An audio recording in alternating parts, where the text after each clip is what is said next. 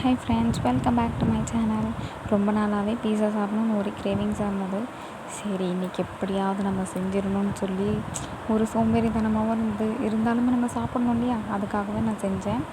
So இப்போ first வந்து நம்ம மைதா, baking soda, baking powder, salt, கொஞ்சம் ஆயில் எல்லாமே சேர்த்து நம்ம வந்து மாவு பிசைஞ்சு வச்சுருக்கோம்.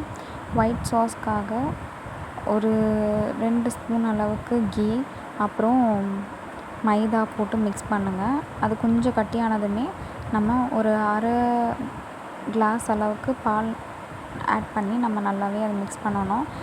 நல்லா கட்டி இல்லாமல் மிக்ஸ் பண்ணிங்கன்னா நமக்கு கொஞ்ச நேரத்துலேயே அது நல்லா திக்காக ஆரம்பிக்கும். இந்த நேரத்தில் நம்ம கொஞ்சமாக சால்ட்டும் ஆரிகனோவும் சேர்த்துட்டு கொஞ்சமாக ஒரு 2 ஸ்பூன் அளவுக்கு தண்ணி விடுங்க. தண்ணி விட்டுட்டு கொஞ்சம் கிளறும் போது நல்லா அது கொஞ்சம் நல்லா பேஸ்ட் கன்சிஸ்டன்சியில் வரும். ஸோ அப்போ ஆஃப் பண்ணிவிடுங்க. இப்போ அதுக்கு அடுத்து வந்து நம்ம டொமேட்டோ சாஸ் பண்ண போகிறோம். இதுக்காக வந்து கொஞ்சமாக இஞ்சி, பூண்டு, தக்காளி, வெங்காயம். நான் ஒரு தக்காளி ஒரு வெங்காயம் எடுத்தேன். ஒரு 4-5 பூண்டு, ஒரு சின்ன துண்டு இஞ்சி எடுத்திருக்கேன். ஸோ அது எல்லாத்தையுமே நல்லாவே வேக வச்சுட்டு நம்ம நல்லா பேஸ்ட்டு மாதிரி அரைச்சிக்கணும். இது கூடவே நம்ம இதை வந்து திரும்பி நம்ம கொஞ்சம் எண்ணெய் ஊற்றி நல்லாமே ஹீட் பண்ணணும். திரும்பி கடாயில் ஊற்றி இது கூட வந்து கொஞ்சமாக சால்ட்டு, கொஞ்சமாக வந்து லெமன் ஜூஸ் கூடவே நீங்கள் விடலாம். அப்புறம் கொஞ்சம் உப்பும் போட்டு நல்லாவே மிக்ஸ் பண்ணிக்கோங்க. கொஞ்ச நேரத்துலேயே நமக்கு வந்து இது நல்லா திக்காயிடும். இப்போ நம்ம எந்த இதில் நம்ம வந்து பீஸா நம்ம ரெடி பண்ண போகிறோமோ அதில் வந்து இந்த மாவு வந்து இந்த மாதிரி ரெடி பண்ணி வச்சுக்கோங்க, இந்த டோவை. ஸோ இதுக்கு மேலே வந்து நம்ம டொமேட்டோ சாஸ் வைக்கிறோம். நம்மளோட அந்த டொமேட்டோ பேஸ்ட்டை நல்லா தடவிக்கோங்க. உங்களோட ஸ்பைசஸ்க்கு ஏற்ற மாதிரி ரெட் சில்லி பவுடரும் அதில் ஆட் பண்ணணும். நீங்கள் வந்து ரெட் சில்லி ஆட் பண்ணிக்கலாம், இல்லைனா ரெட் சில்லி பவுடரும் ஆட் பண்ணிக்கலாம். நான் வந்து கொஞ்சமாக ரெட் சில்லி பவுடரும் ஆட் பண்ணி தான் அதை கொதிக்க விட்டேன். ஸோ இப்போ இதில் எல்லாத்தையுமே நம்ம வந்து தடவிக்கலாம். இதுக்கு மேலே வந்து நம்ம அரிஞ்சு வச்சுருக்க நம்ம வெஜிடபிள்ஸ் எல்லாமே எடுத்து வச்சுருக்கோம்.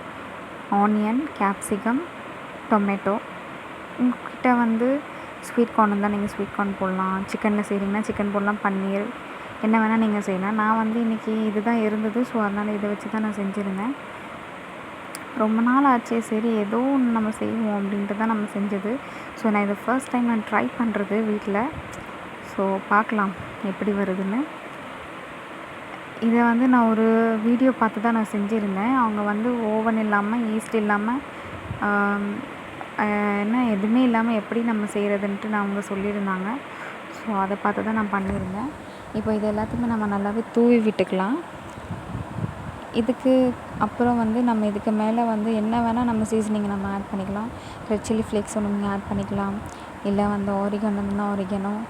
இதுக்கு மேலேயே கொஞ்சமாக வந்து உப்பும் கூட உங்களுக்கு கம்மியாக இருக்கிற மாதிரி தோணுச்சுன்னா உப்பும் கூடவே ஆட் பண்ணிக்கோங்க. எனக்கு அப்படி இல்லை. நான் வந்து இன்றைக்கி பேனில் தான் வச்சுருக்கேன். உங்களுக்கு வேணும்னா நீங்கள் ஸ்டீம் பண்ணி கூட எடுக்கலாம். நான் வந்து ஸ்டீம் பண்ணி எடுத்தால் எனக்கு பிடிக்காது.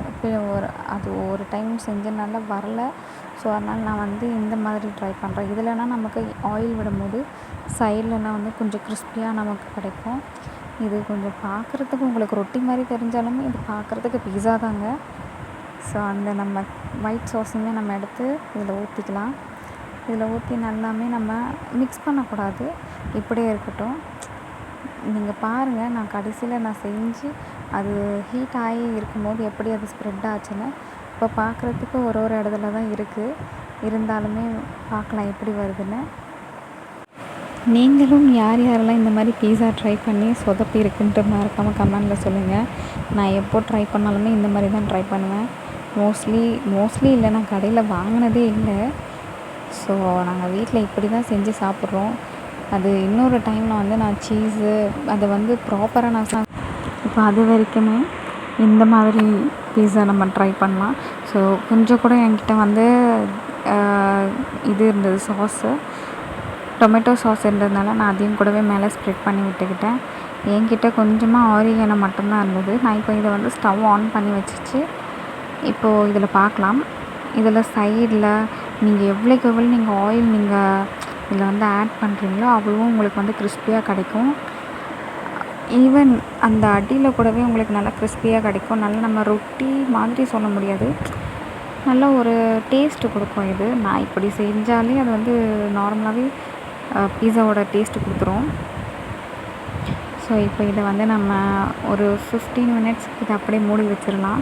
ஸ்லோவில் தான் வச்சுருக்கேன். இப்போ அந்த 15 மினிட்ஸ் கழித்து பாருங்கள், இந்த சைட்லலாம் வந்து அப்படியே இந்த ஒயிட் சாஸ் எல்லாமே கொதித்து அப்படியே ஸ்ப்ரெட் ஆக ஆரம்பிக்குது பாருங்கள். நமக்கு க்ரீன் சில்லி சாஸும் எல்லாமே தான். இந்த சமயத்தில் வந்து நான் கொஞ்சமாக ஆரிகானோ, கொஞ்சம் சால்ட்டு, கொஞ்சமாக ரெட் சில்லி ஃப்ளேக்ஸ் 3த்தையுமே ஆட் பண்ணி வச்சுருக்கேன். அதை எடுத்து நான் ஸ்ப்ரெட் பண்ணி விட்டுக்கிறேன். இப்போ உங்களுக்கு ஆயில் வேணும்னு தோணுச்சுன்னா இந்த சமயத்தில் நீங்கள் விட்டுக்கோங்க.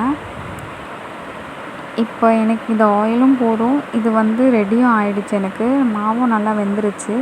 ஸோ அதனால் இதை விட்டுடுறேன். ஸோ நீங்களும் இந்த மாதிரி வீட்டில் ட்ரை பண்ணி பாருங்கள் மறக்காமல். அதாவது பிகினர்ஸ்க்கு இதை ஃபஸ்ட்டு ட்ரை பண்ணி பாருங்கள்.